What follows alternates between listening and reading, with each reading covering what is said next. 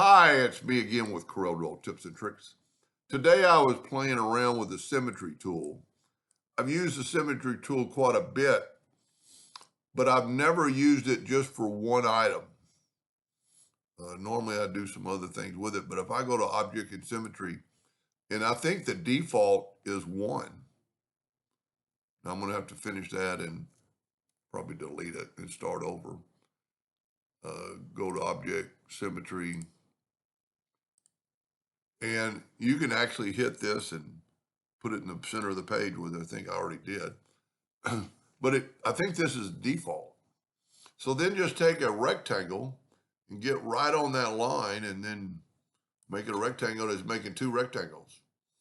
Now you don't have to do anything yet, but you can really play with this thing. And let's turn it into a curve. So let's go to Object and convert to a curve.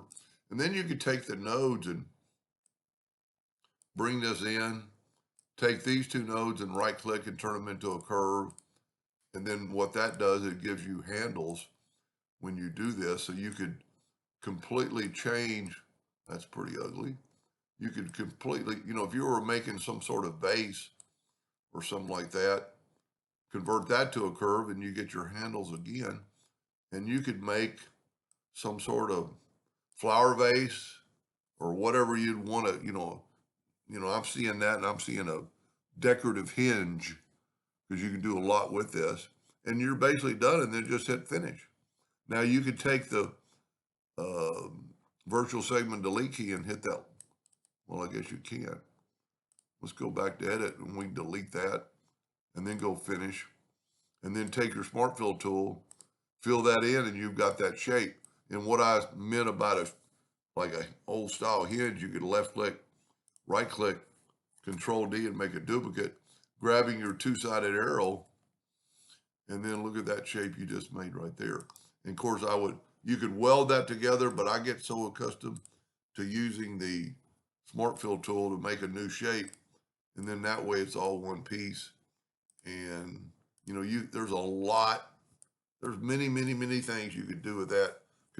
Because it's symmetrical, Control D, alternate C, and it has to be something divisible, and then do like that, and in just a few seconds with the weld tool you made that shape.